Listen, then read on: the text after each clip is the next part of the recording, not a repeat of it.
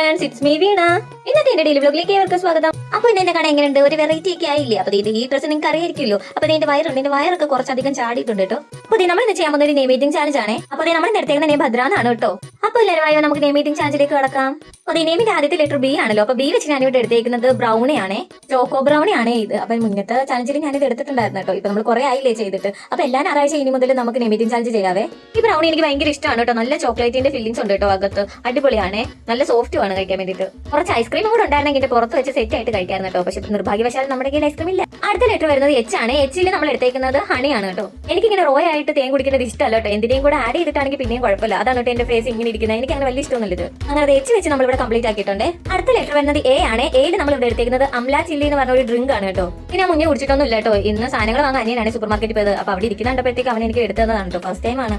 സംഭവം കൊള്ളാം കേട്ടോ. എനിക്ക് നല്ല രീതിക്ക് ഇഷ്ടമായി. ഇതിന്റെ ടേസ്റ്റ് എന്ന് വെച്ചാൽ നമ്മൾ ഈ മാങ്ങയൊക്കെ ഉപ്പിലിടത്തില്ല, ഉപ്പിലിട്ടിട്ട് അതും പിന്നെ ഒരു എരിവും, ഈ കാന്താരിയുടെ ഒരു എരിവും കൂടെ ഉണ്ട് കേട്ടോ. അതാണ് ശരിക്കും നമ്മൾ ഉപ്പിലിട്ടതിന്റെ വെള്ളം കുടിക്കത്തില്ലേ. അടുത്ത ലെറ്റർ വരുന്നത് ഡി ആണ്. ഡിയിൽ നമ്മൾ ഇവിടെ എടുത്തിരിക്കുന്നത് ഡെയിലി എന്ന് പറഞ്ഞ ഒരു ഡ്രിങ്ക് ആണ് കേട്ടോ. പൈനാപ്പിളിന്റെ ഫ്ലേവർ ആണ്. ഇതും ഞാൻ ഫസ്റ്റ് ടൈം ആണ് കേട്ടോ കുടിക്കുന്നത്. ഞാൻ ഇങ്ങനത്തെ ഡ്രിങ്ക് ഒന്നും കുടിക്കാറില്ല കേട്ടോ. പിന്നെ എനിക്ക് തോന്നുവാണെങ്കിൽ മാത്രം.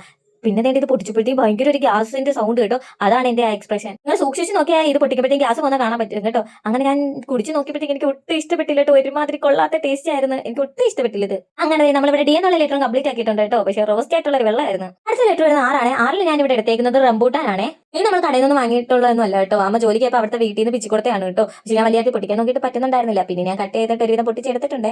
റംബൂട്ടാൻ അങ്ങനെ ഒരുപാട് കഴിക്കുന്ന ആളൊന്നും അല്ല കേട്ടോ. പക്ഷേ ഇതെനിക്ക് അടിപൊളി ഇഷ്ടമായിട്ടോ. അടിപൊളി ടേസ്റ്റ്, നല്ല മധുരമായിരുന്നു കേട്ടോ. ഞാൻ പുളിപ്പുള്ള സാധനങ്ങൾ കഴിക്കില്ലെന്ന് നിങ്ങൾക്ക് അറിയാലോ. പക്ഷെ ഇതിന് പുളിപ്പൊന്നും ഇല്ലായിരുന്നു കേട്ടോ. നല്ല മധുരമായിരുന്നേ. അങ്ങനെ നമ്മളിവിടെ 6 എന്നുള്ള ലെറ്റർ കംപ്ലീറ്റ് ആക്കിയിട്ടുണ്ട്. അതെ, നമ്മുടെ ലാസ്റ്റത്തെ ലെറ്റർ ആണ്. ലാസ്റ്റത്തെ ലെറ്റർ എ ആണ് കേട്ടോ. അപ്പൊ ഞാൻ എയിൽ ഇവിടെ എടുത്തേക്കുന്നത് അച്ചപ്പമാണ് കേട്ടോ.